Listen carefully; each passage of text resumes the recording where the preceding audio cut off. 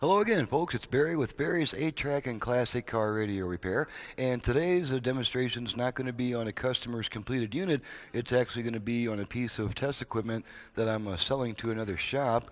I've had a number of well-established shops help me out along the way as I was growing up in the industry about 12 years ago. So it's my turn to help out some of the up-and-coming shops that are starting to spring up. So this is a wow and flutter meter. And we're just going to test it for proper operation before we send it to the shop owner.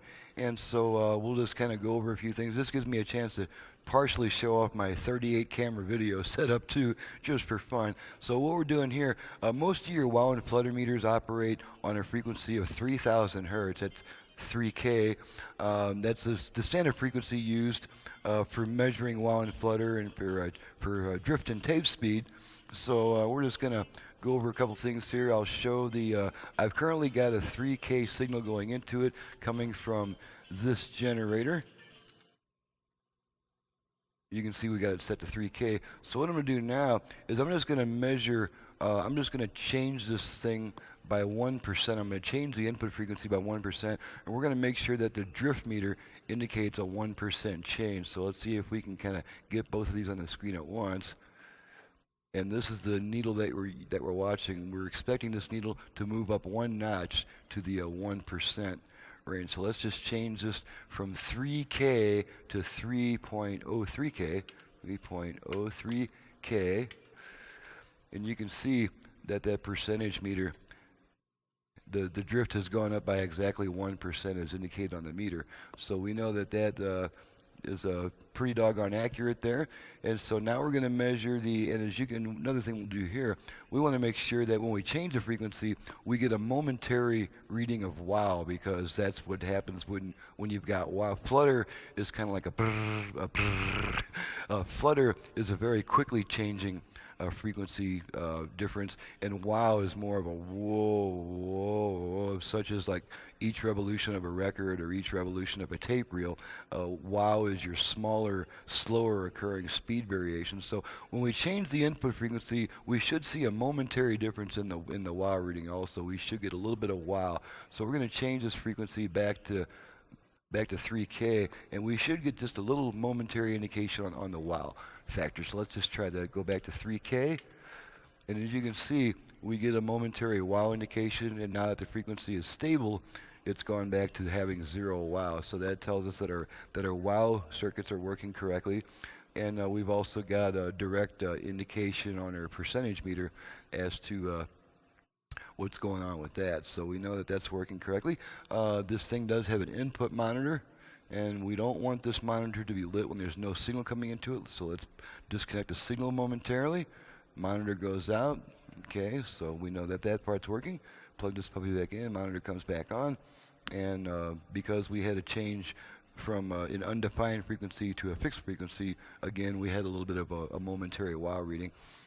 Okay, so now what we're going to do is we're going to measure, most of your wow and flutter meters also have their own internal 3 kilohertz generator. So we're going to measure that and make sure that it's pretty close.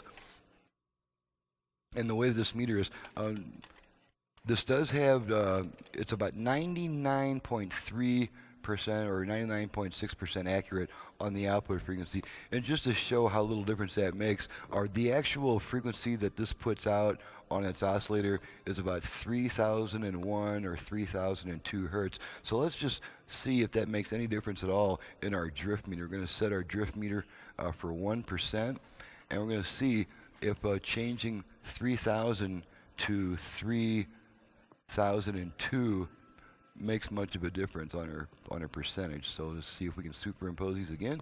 We're going to kick this up to 3002 hertz.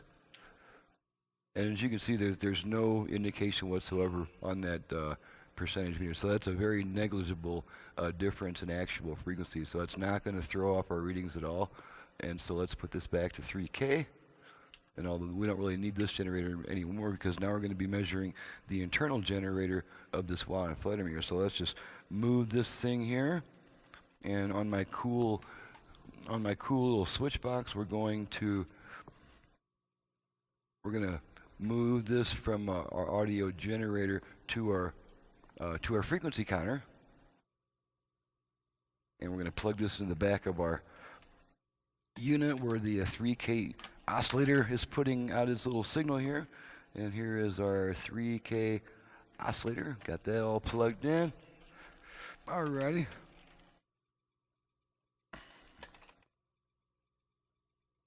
Okay, now we're going to take a look at our frequency counter, which is camera 27.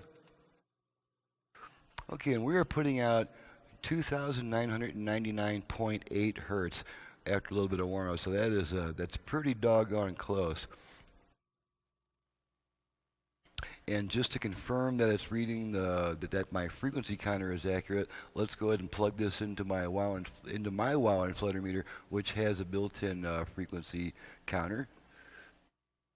And we're going to take a look at that. That's camera 4.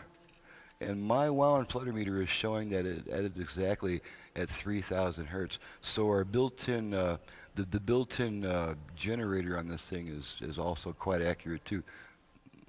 I forgot which wow and Flutter meter the camera's on. There we are. Okay, this is the unit putting out the 3,000 hertz signal. This is the unit that's reading the 3,000 hertz signal. And let's just go back to our frequency counter just for fun. And that's camera 27. And we're measuring it, and it's even closer now than it was before. The longer it warms up, of course, the more stable it's going to be. So this thing is really in very nice operating condition. It's just about perfect. So I feel confident selling this to another shop. And so thank you for your purchase, other shop. And I'm going to get out of here. This is Barry with Barry's 8-track and classic car radio repair. If you have an 8-track player either for home or car use in need of service, you can reach me directly at 928-533-9666. Obviously, I sell parts and equipment to other shops. And so other shops are welcome to call me if you need a part. That is only for other shops. That is not for the individual customer. I don't sell to the public for various reasons. And needless to say, I also do classic car AM radio conversions, can add FM, Bluetooth, USB reader, line inputs, and all that cool jazz. So my website is in the description below. Thank you very much for watching and listening. We'll see you next time.